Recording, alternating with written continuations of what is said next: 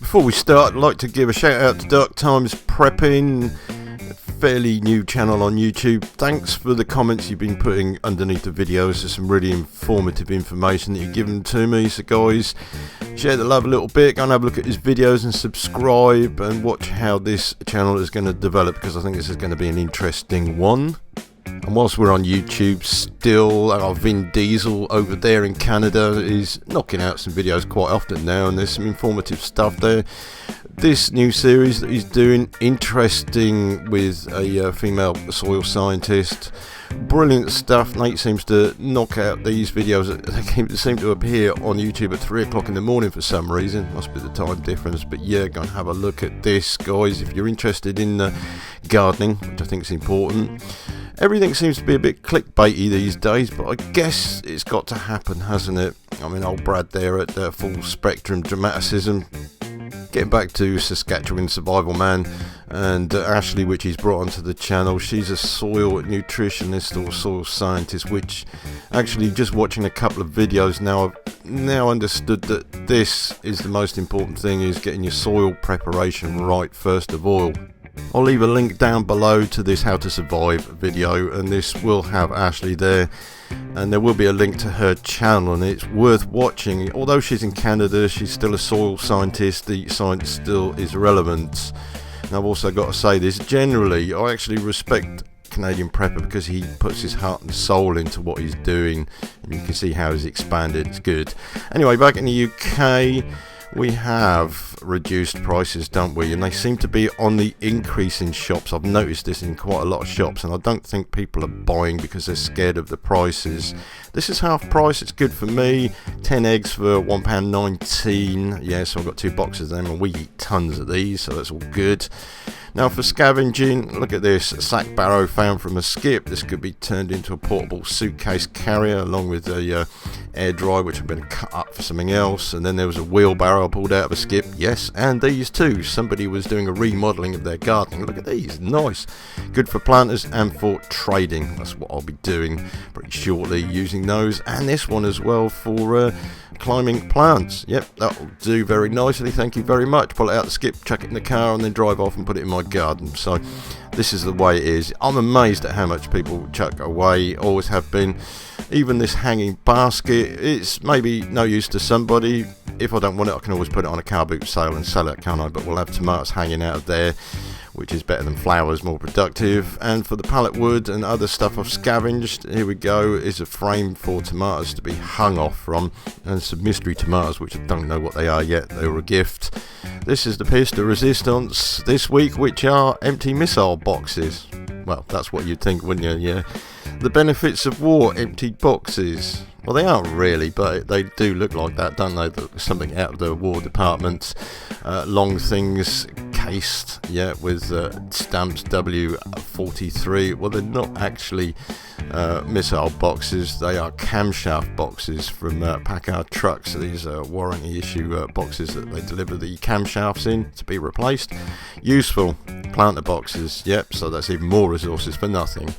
And I just thought I'd show you this. This is my British Berkefeld filter, which is a ceramic filter. Now I'll let you do some research on this. These are ceramic candles. This is not a Berkeley filter. This is slightly different. Okay, it's about £129. Bought in the UK, which you can filter rainwater with.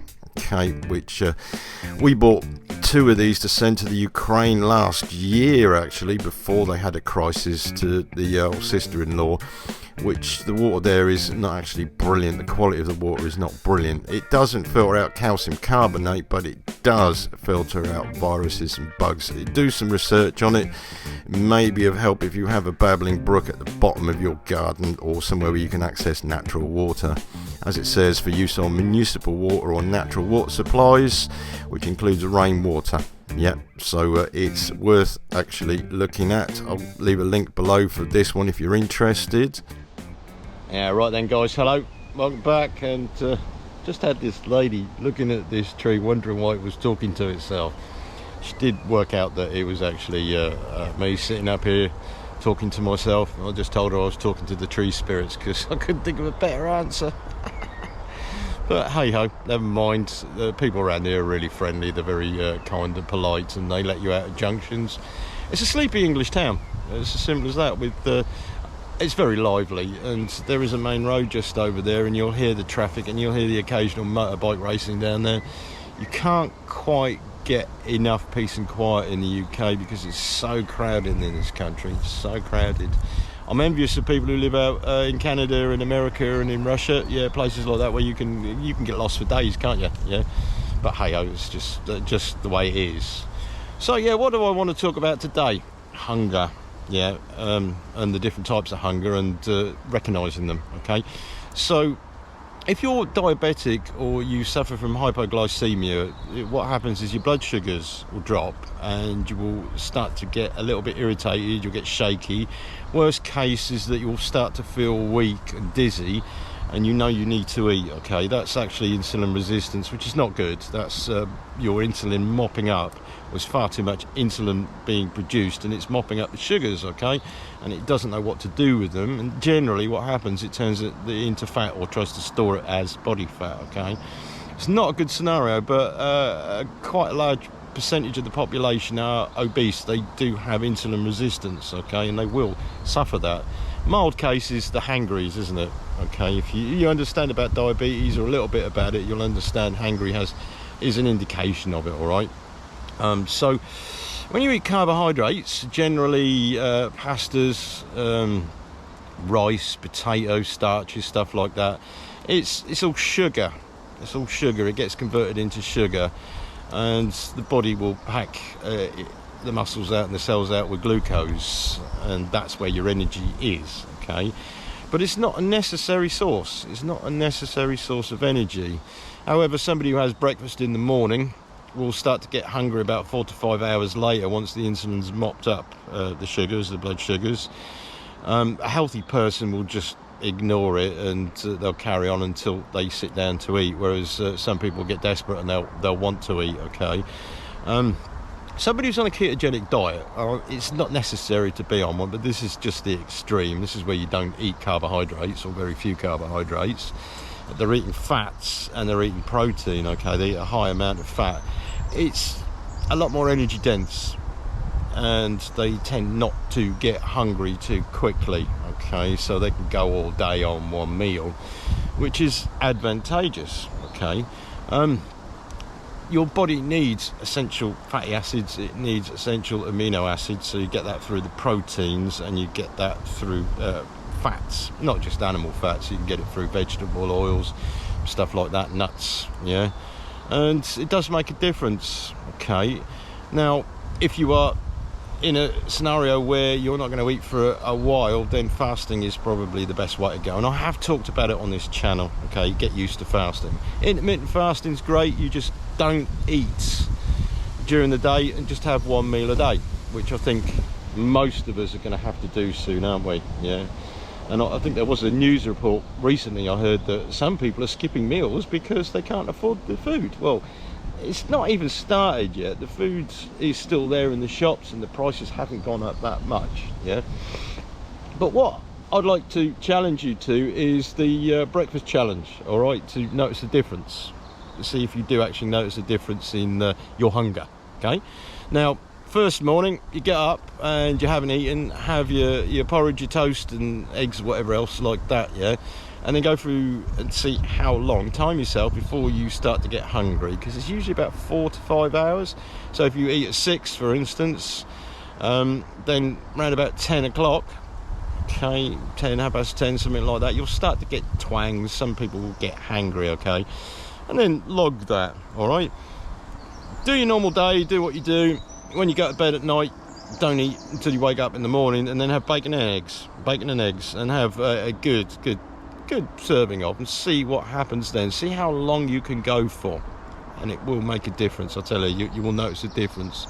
As long as it's fatty bacon and not scorched bits bacon like some of us usually. If not, if you're a vegetarian, you have to find fatty alternatives like nuts with eggs or something like that, or even eat fish. Does make a difference. And if you notice there is a subtlety in the feelings and the sensations in your body, Okay, one will be like a false hunger, which is the hangry, okay, which is blood sugar related more than anything, and the other type, which is like, well, okay, that's a mild sensation. Okay, you will notice the difference. I certainly do, and with me, and even though I'm setting up this tree, I dare pull my sausage out. I eat fatty sausages when I go for long periods of walking, for instance. If I'm going to for instance, like have a good strong breakfast, I'll eat bacon and eggs and all that sort of business. I'll take one of these with me for a snack later on, and usually this will stay in my pocket and I don't have to eat it unless it's a prolonged walk, and then I'll eat this and I won't be hungry again. Now, yes, I do eat carbohydrates, I have porridge and stuff like that, and I do notice the difference because I'm snacking all day long. The body's saying have a little bit more, top it up, have a little bit more, oh, I'm feeling really hungry now. And that is literally because it's the food source and the energy source that's been put into the body. Yeah, you make a choice of what energy source you need, but I will tell you now that carbohydrates are not a necessary source. In fact, they're not essential at all. Fats and protein are. Okay, the fats are an energy source and the protein is for your macros. Yeah, obviously you need micronutrition as well. That's a different subject. Okay, that's like your minerals and your vitamins and stuff like that. But for the energy, you can use fat, and it's more condensed. Yeah, it's more condensed. It's a lot heavier, and it will keep you going longer. The difference between a Kendall mint cake, which is pure sugar almost, and this, which is fats and proteins, this is better for you. I promise you that. So anyway, try the challenge. Come back to me and see what you think. Yeah, and see if you notice a difference. All right. Anyway, I'm going to set up the tree a little bit longer and just watch and see what's going on around here. See if anybody else notices the tree talking to itself. All right, guys. See you later. Anyway, I thought I'd just show you this beautiful oak tree. English oak. I think it used to be a common resource in the UK for centuries until they chopped them all down.